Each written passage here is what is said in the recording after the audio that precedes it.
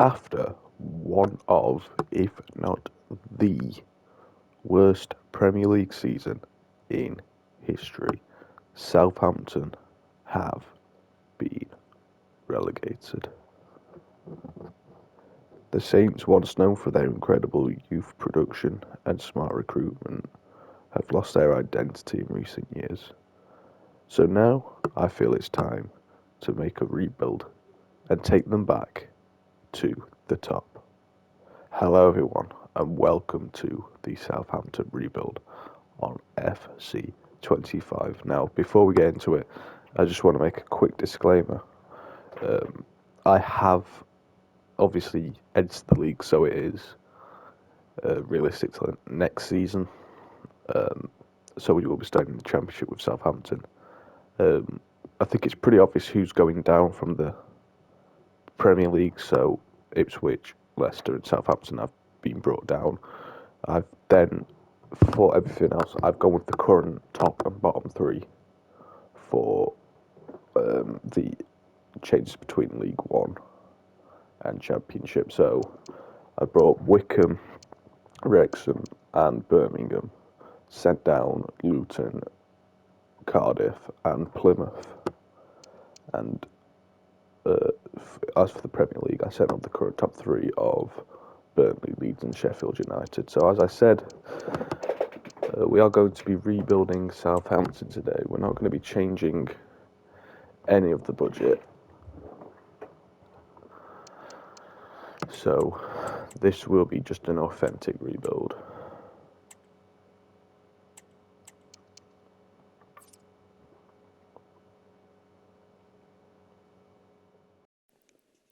So, after checking over the objectives and hiring some coaches, I then moved on to the team where I would get rid of the deadwood and players that are unlikely to be at the Saints next season, such as Aaron Ramsdale.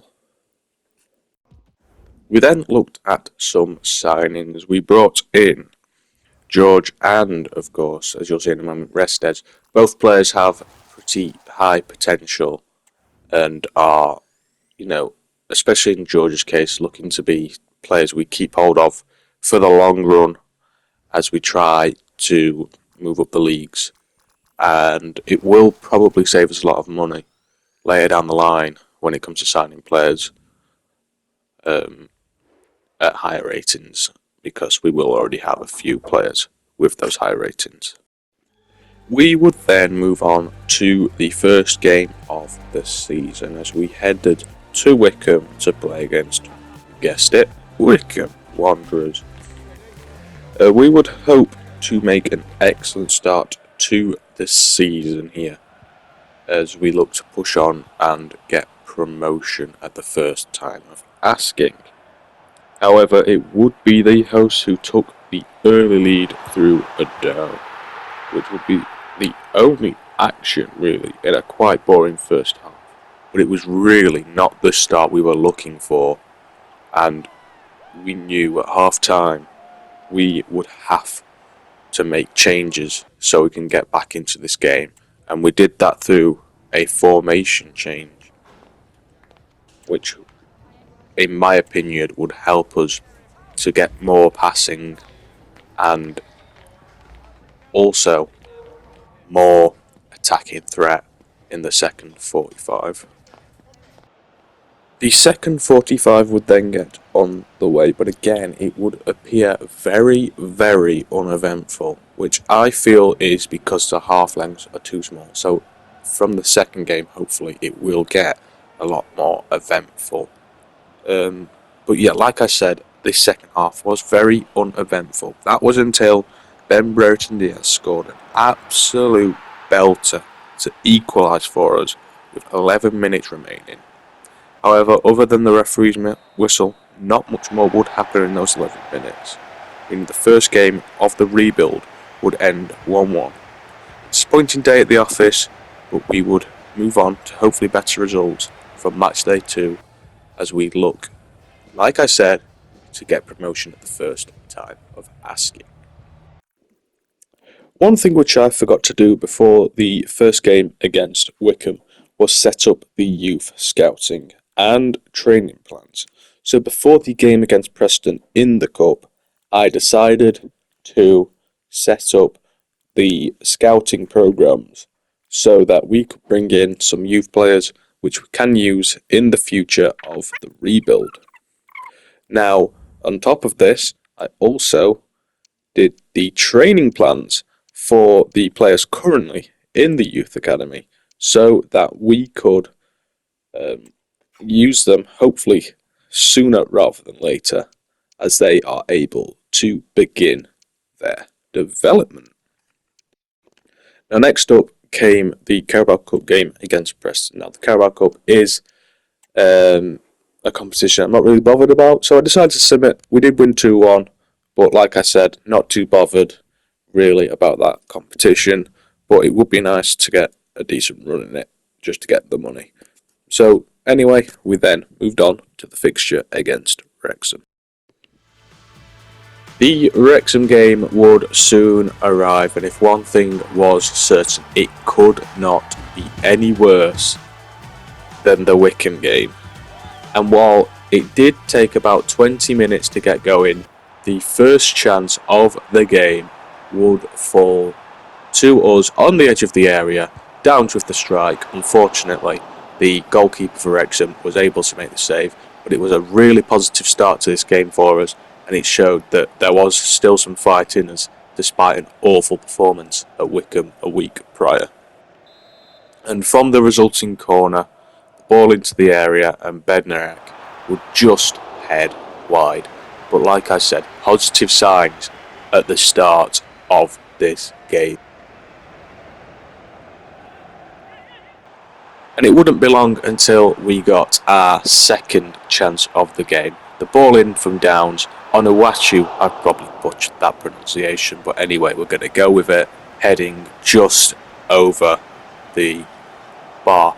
But again, the signs are positive, and it was all Southampton in the opening 25 minutes.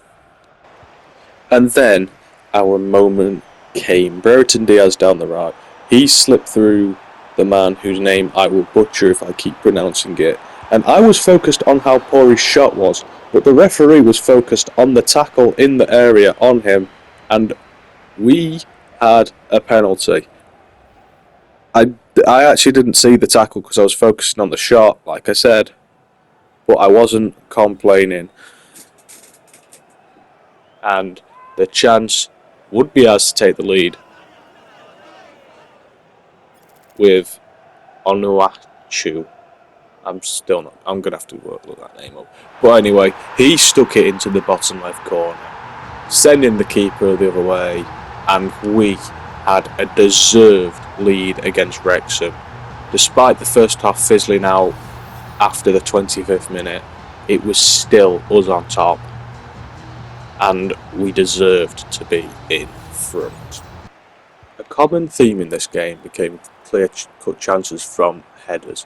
Ball from Downs again into the area, and Onuachu again heading it wide, and the reaction of the bench said it all. That was a real opportunity to double our lead, and hopefully it wouldn't come back to bite us. And come back to bite us it did. A defence-splitting ball behind the defence, and Rodriguez placed it past the goalkeeper, and Wrexham earned themselves a point in stoppage time. A point realistically they didn't deserve, but at the end of the day, football will always come back to bite you if you miss those chances, and there's always a chance. If you miss all those chances, you will be punished, and we are punished. Rather frustratingly, for the second game in a row, we've thrown away an easy chance to get 3 points, and we've dropped a point again. It will be 1-1, the full-time score. And like I mentioned, 1-1 it would finish. A really disappointing way to concede 3 points. But at the end of the day, there are still positive signs. We were the better side. We've just got to work on being more clinical. So guys, that is it for today. Thank you so much for watching. I know it wasn't quite what we were looking for when it came to the results, but I promise that we will continue this series, and as it goes on, we will turn these positive performances into positive results.